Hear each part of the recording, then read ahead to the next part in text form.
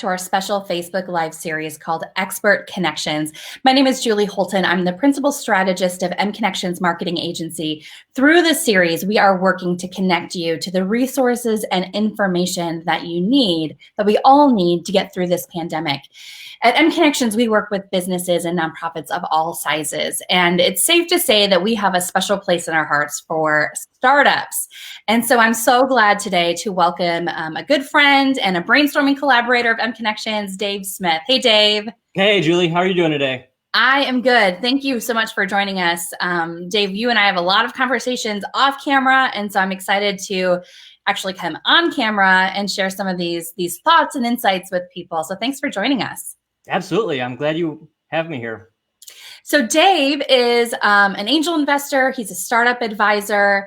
And Dave, for those who may not be familiar, let's first, get some of the housekeeping out of the way. Tell us what is an angel investor? What is it that you do? How do you focus your time as an angel investor?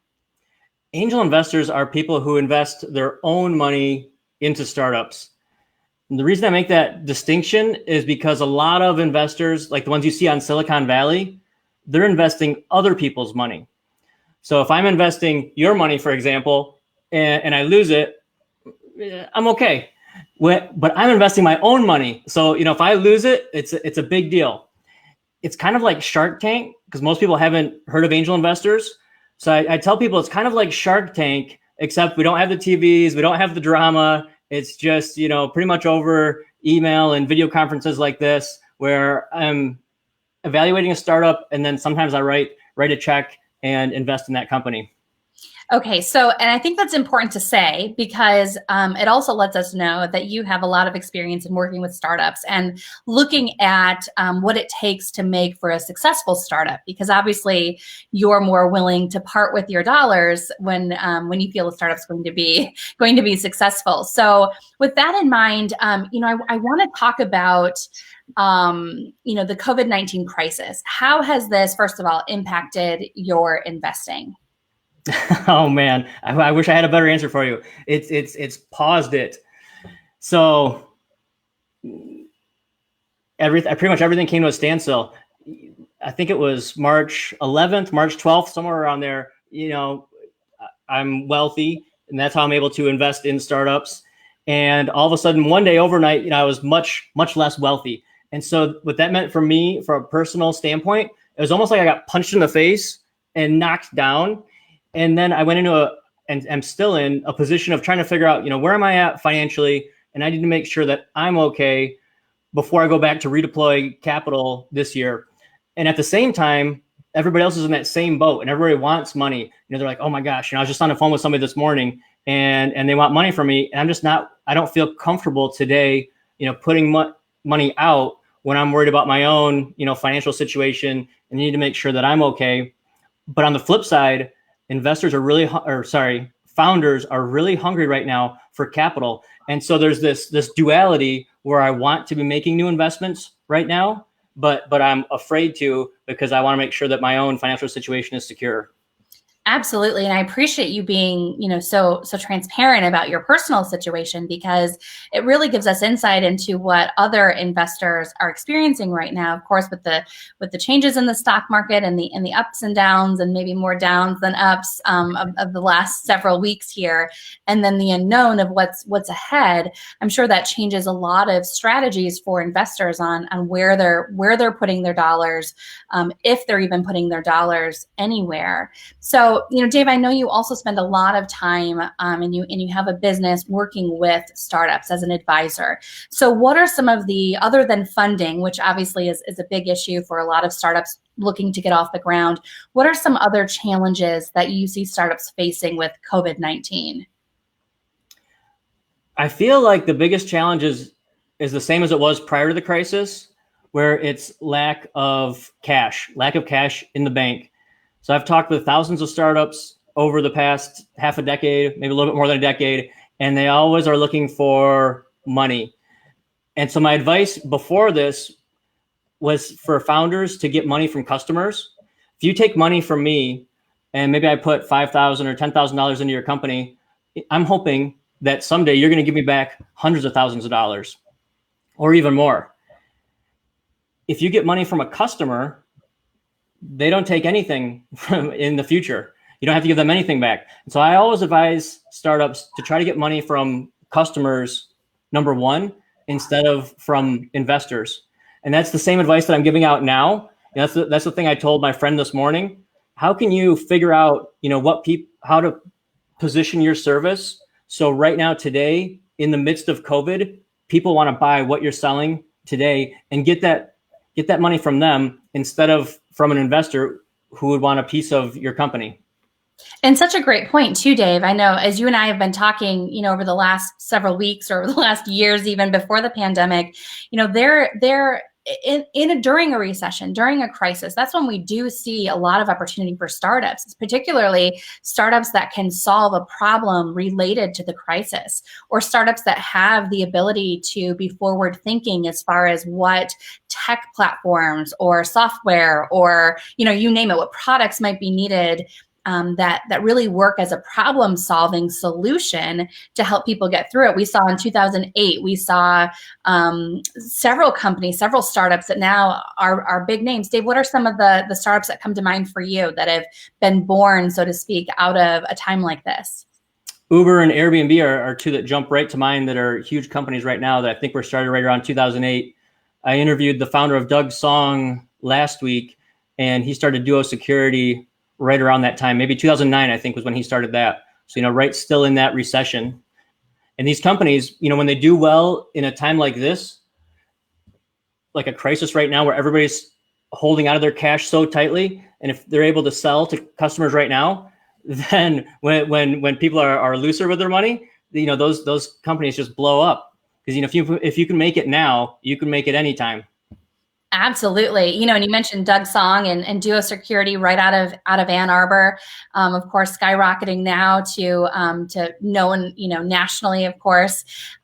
Dave, you mentioned your interview with him. So tell us about what you're doing now to work with startups and really businesses and organizations of all sizes to get through this COVID pandemic.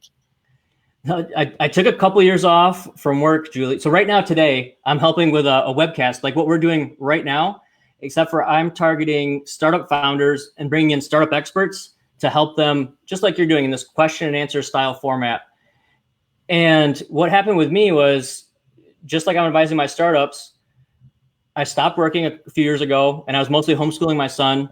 And then he went back into public school in September. And right around December, I decided, hey, I want to start a company. And so I was all geared up at the beginning of the year to, start a new company. And then boom, I'm in the midst of that. COVID hits and I'm thinking, how in the world am I going to get, anybody to, use my services right now when they're holding on to their cash? It's a brand new service. Why are they going to take a risk on me? Which I'm sure a lot of startups right now, a lot of businesses are like, yes, Dave, we get you. Like, that's what we're going through. Yeah. And so I watched what you were doing with your webcasts and I saw the success you were getting that. And I saw too, I was advising my founders, continue on, try to sell into this, just business as usual. And it was on one of your webcasts. I don't know if you remember the guest. It was a female, but I do remember because we had a conversation afterwards. It was with Sherry Pash. Yes. Sherry, who's she's a strategist. She's a coach who counsels her clients on business development and membership. And yeah, it was with Sherry. Mm-hmm. And so I was asking about that in sales on behalf of my startups. And the advice that came back from you was, if it's not COVID right now, it doesn't matter. And I was thinking like, oh my gosh, not everything is COVID. Like, if I'm selling matches, what does that have to do with COVID? But I thought on that, and I thought in my life, anybody who calls me now who wants to do anything that's not related to how COVID has impacted me, which, is in a lot of ways, financial and stress, sleep, health, and then with my son, if it's not related to those categories, I'm not interested. And so I watched what you were doing and I thought, how can I help startups in this COVID environment? And so we decided, my friend Tapan from Detroit and I, he's an investor. We decided we're going to help founders by doing a Q&A like you're doing on the web. And we'll just have these lunch sessions. Didn't really think anything of it, but it'll be coping with COVID. So we're going to help startup founders cope with COVID. And Julie, your advice was so spot on. This thing just took off because it was COVID related. All of a sudden we had national speakers. some of these books that are behind me over there, we've got some of these authors who are coming on the show that's brand new. It didn't exist 3.5 weeks ago. If you'd have told me, Dave, 3.5 weeks from now, you're going to have, these national authors, national leaders on your show, a show that doesn't exist, I would have thought you were insane. But because I followed your advice and because it was related to COVID, it just resonated with people. And now we've helped hundreds of people on the show, or at least we've had hundreds of attendees. We've got these big names, and they're just keep coming in every week. We're having a nationally famous person who I never would have thought of getting before, and it's because we tied it into COVID. And so I've been advising business owners and startup founders to do that same thing. Try to think, what are they doing today, and how can that tie into COVID? And sometimes it can tie in unexpected ways. So one founder who I was talking to, I was saying, how can you work with like gyms where people go and work out, yoga studios, these places that are shut down so that, they're paying rent, they have no customers. How can you use their assets, either their physical space or their customer lists or the fact that they need revenue? How can you use that to accelerate your business? Because I'm thinking if my friends can find a way to tap into those people, maybe using their customers, making them brand ambassadors or things like that, then all of a sudden these people are going to be answering the phones and saying, oh my gosh, Dave is calling me and he wants to give me money and I need money right now because my business is shut down. Such a great way. I think what you're outlining here is the collaboration that's happening. A lot of whether it's between business owners or within the business community for startups, to take this opportunity to work together and figure out, what do you have that I need? What do I have that you need? And be able to really kind of bridge that gap and help. And by the way, I did not pay Dave to talk about our ideas, but Dave, it really underscores though how much, even during the time of social distancing, how much we need as humans to be connected. And I think that webinar series like yours and like this one, it has really helped provide, some critical information that will help people deal directly with COVID and beyond COVID. I know even during your interview sessions, you're talking with these incredible speakers, these incredible founders about issues maybe not related to COVID that will still help business owners through their transition or through recovery period. And all of that is so relevant right now. But so not only are you providing that important information, it's also connecting people, because we've seen even here within our chat box, people be able to connect with other business owners who are dealing with something similar, or questions and answers within the comments, and not just fueled by the speakers. And so I think this idea of collaborating, especially during a time when we're not able to be together in person, has been really critical here. I think you're right on, Julie. And I'll go back to the thing I just talked about, this Coping with COVID web series. And I think I used the word I did. And what I should have said instead is we did. Because the other big difference in that from things I've done a lot in the past is that I just involved other people. And, there's at least a dozen people who are putting in time on this every week. And there's my two co-hosts who are putting in a ton of time. But, we've got super fans. We've got people who are helping spread the word. The two biggest speakers that actually, really expanded it were from a friend, Rick Mason. And he said, hey, I'll get some speakers. And he was the one who got Doug's song. He was the one who got Brad Feld, who I don't even know, except that I interviewed him yesterday.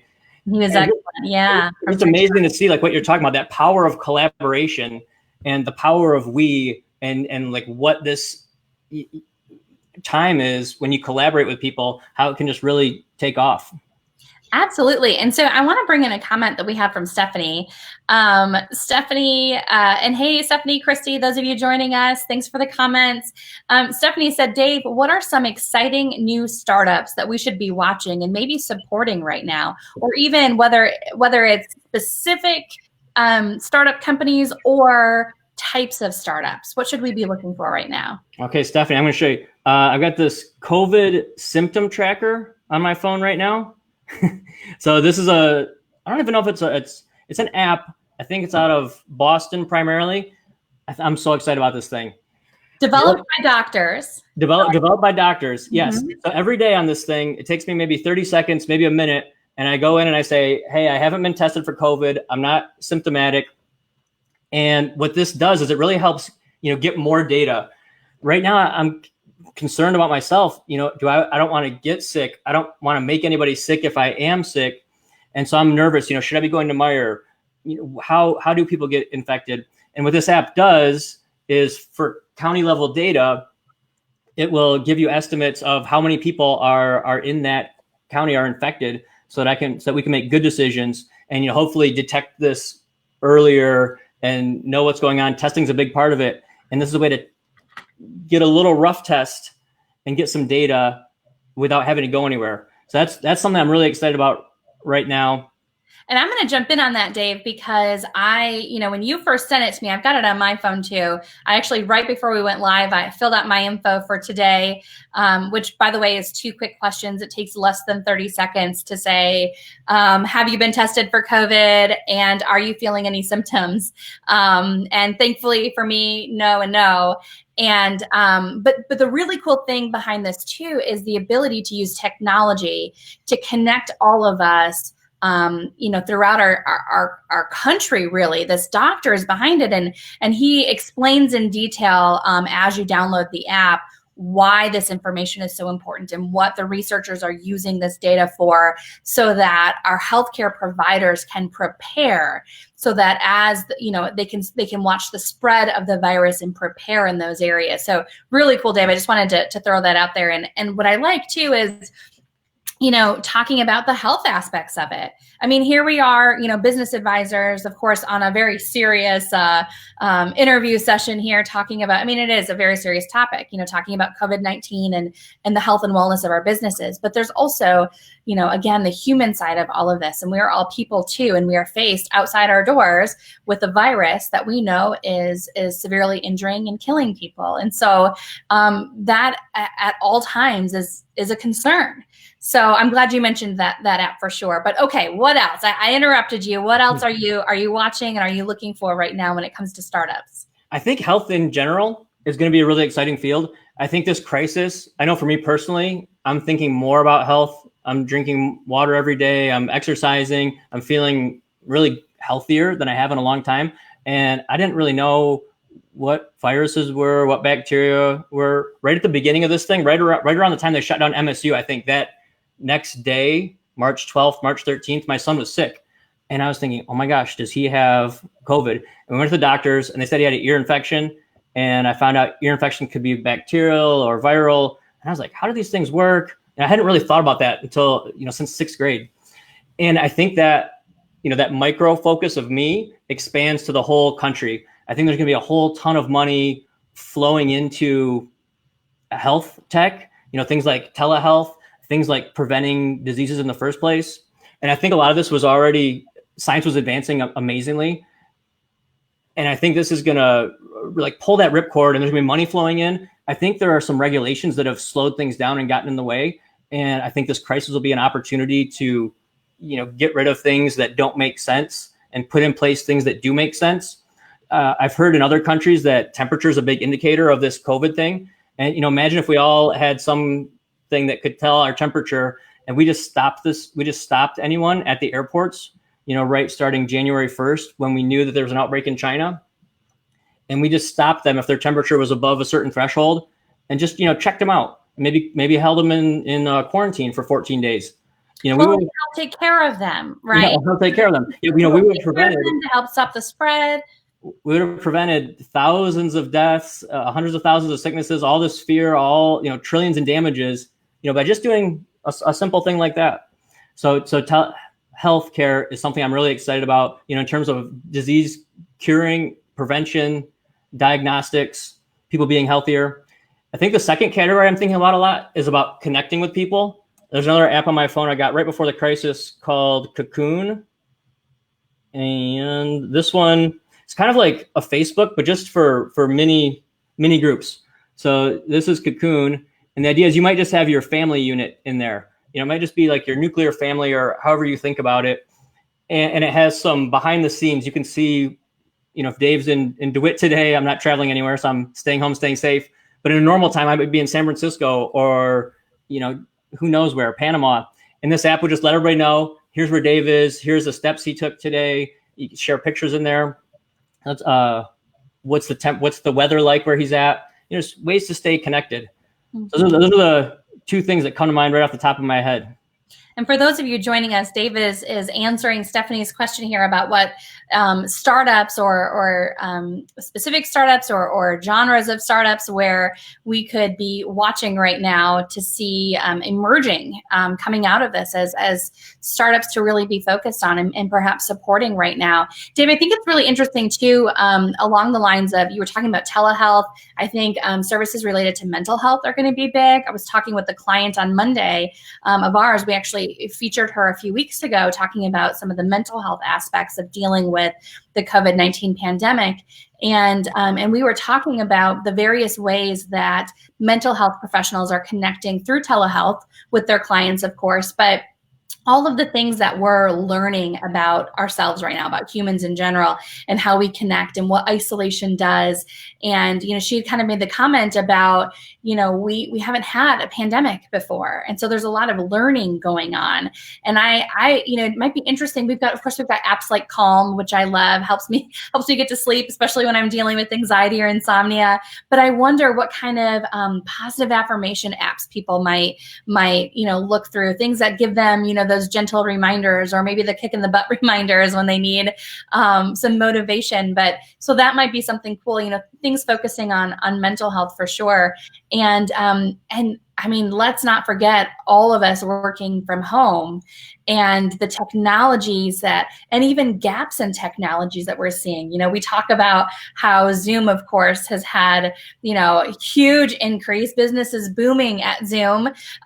Technology, even like this platform that I use for these Facebook Lives, there's actually a message on my screen right now that says, wow, Wednesdays and Thursdays are so busy. Note, some overloads are expected. So clearly, these platforms are seeing a big spike in users, and that's great for these technologies. So perhaps with some startups, we might see them maybe start to change their focus or change their delivery models and how they're going to get their products or services out into the hands of people. Maybe right now we're discovering gaps in technologies that exist, or places where we would like some improvement as we're communicating with our teams from home.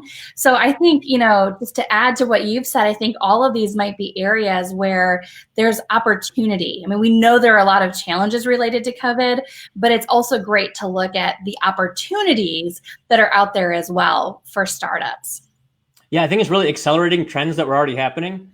So, we were already moving in the direction of health, and communication technologies have been huge for a long time. Like Facebook's a big example of that. And then the third one I didn't think of at the time, but I thought of after we started talking, what you're talking about is, at-home delivery. Last year, I saw a chart for a meal delivery company that was looking at starting, and they brought up a chart of, restaurant declines essentially compared with, increases in at-home delivery. And so I think this crisis is really accelerating a lot of trends, accelerating the work from home and those kinds of things. So maybe to look where we're going, look where we were going, and we're just going to get there faster. Great point. That's really interesting to look at. Okay, I'm going to look at some of our comments. I want to make sure if you have questions for Dave, please feel free and use the comment box. I'm just going to back up a little bit here because I'm a little behind. Seth Barnhill, of course, families working from home. Seth says, power of we, yes, always important.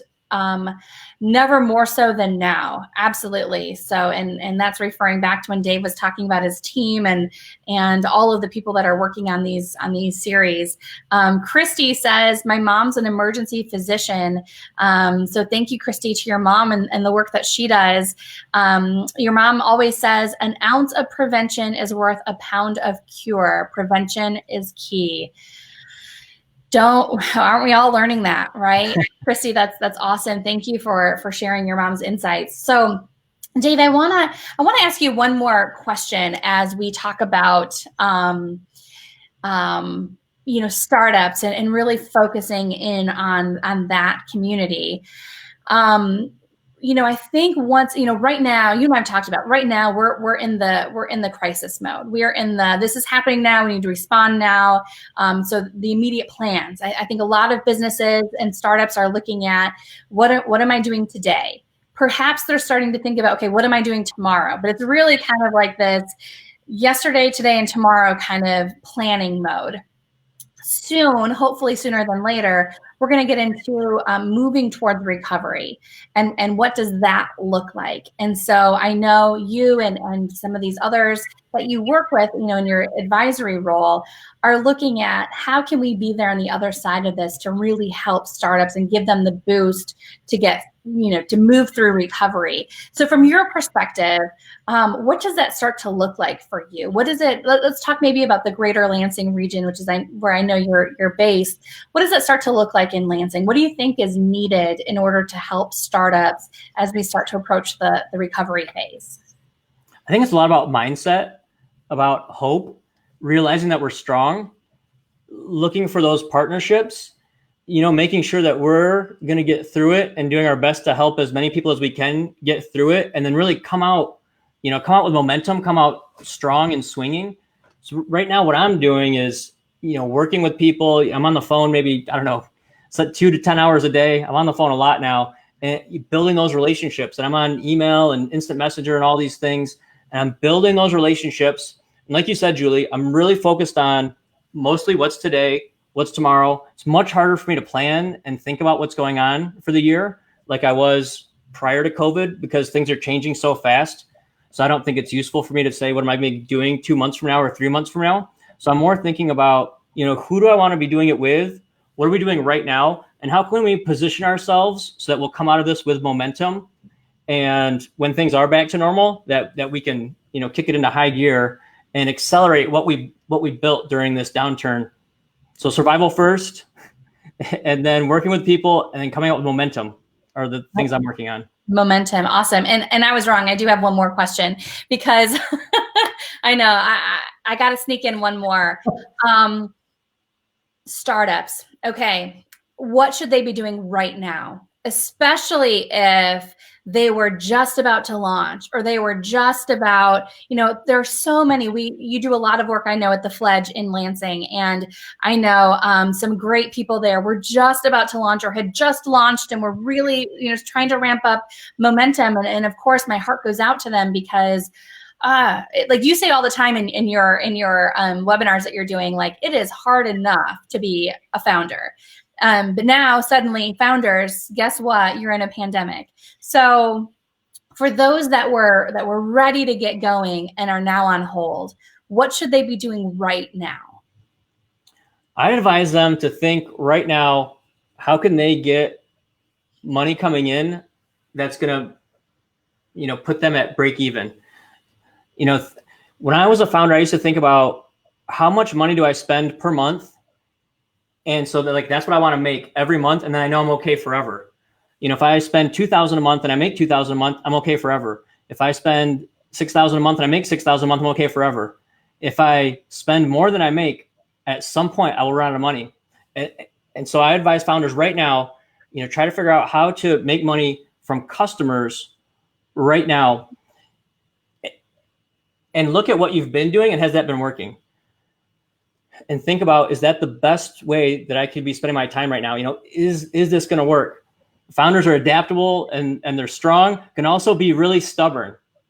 And I think that can be dangerous, where founders can put themselves into a bad spot. I talked to someone on the phone yesterday, I think, who put themselves into a bad situation at one point with $100,000 in credit card debt, because they thought, if I just pump another 10,000 in this, just another 10,000 in this, I'll get there. And I don't know how they did it, but somehow they paid off that 100,000 in 3 years. But that's a tough spot, and some people may have a really hard time recovering from that. So I think founders should try to get sales now and make sure that they're taken care of today. Dave Smith, thank you so much for joining us and sharing your insights today. How can people connect with you and get plugged into this series that you're offering? The best way to do that is to go to dsdoes.com, and there's a link to the Coping with COVID series there. We're awesome. We'll throw that in the chat box too, so people can see that. dsdoes.com. And who's coming up next on in your webinar series?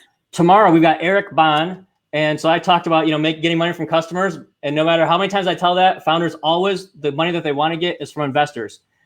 Founders have this dream that it's easy to get money from investors. They'll just talk with you, Julie, 5 minutes, write the check, bingo, bango, done. doesn't work like that. It's more like, 6 months to a multi-year process to get money from investors, unless your startup is, exploding. So people always want to talk with investors. And so tomorrow we have a Silicon Valley fund manager, Eric Bond, coming on, and he's going to talk about how to get investment right now in this crisis. All right. So if you are a startup and you are looking for funding right now, make sure to go to dsdoes.com, connect with Dave, and get signed up for that webinar. Dave, again, thank you so much for joining us today. Really appreciate your time. Thanks, Julie. All right, guys. So we have one more interview left for you today at 3 o'clock. So about an hour and a half from now, Tanisha Ash-Shakur, she is the founder of Voices of Color. It's a nonprofit in the Greater Lansing area. She is going to talk with us about how the pandemic is impacting shelters and nonprofits that help deal with domestic violence. So she's going to share ways that we can help or get help during this time of quarantine. That's coming up today at 3 o'clock. We will see you then.